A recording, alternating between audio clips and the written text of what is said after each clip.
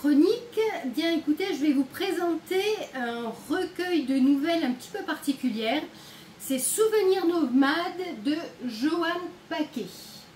Donc il s'agit d'un recueil d'histoires glanées au fur et à mesure des voyages de l'auteur.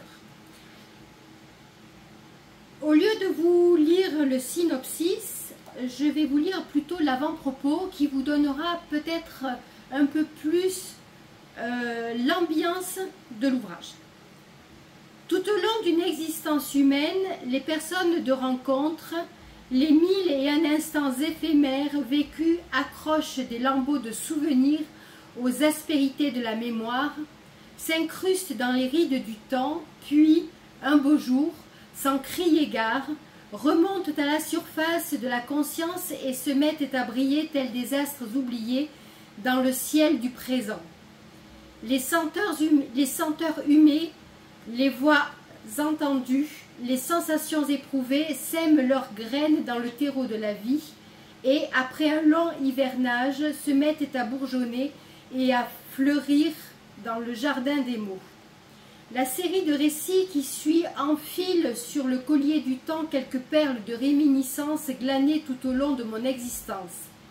Mais la logique de la mémoire ne coïncide que rarement avec celle de la chronologie, sa cohérence relevant davantage de facteurs inconscients.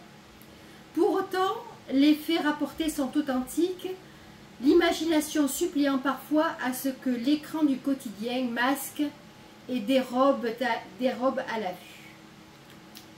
Voilà l'avant-propos.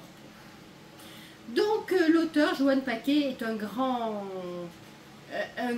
globe-trotteur. Et là, il va nous promener du Burundi à l'Éthiopie, aux Comores, au Bas-Congo, à Katmandou. En fait, lorsque j'ai choisi ce livre, je pensais à un récit de voyage. Je voyage énormément et j'aime bien en fait retrouver des paysages, des ambiances. Et bien là, ce n'est pas vraiment le cas. En fait, il s'agit d'un voyage au cœur de l'humain, au fil des rencontres inattendues, au fil de traditions barbares souvent. Alors, ces recueils sont jamais vraiment très tendres, et elles sont plutôt noires, ces nouvelles, parfois abruptes, parfois violentes. Voilà, les personnages sont toujours attachants, sans franchement.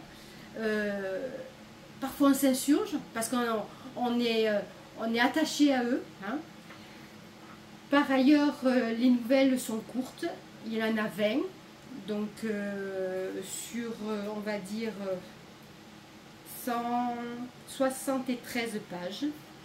Voilà, donc si vous aimez voyager, non pas vraiment physiquement, géographiquement, mais au cœur de l'humain, au cœur de traditions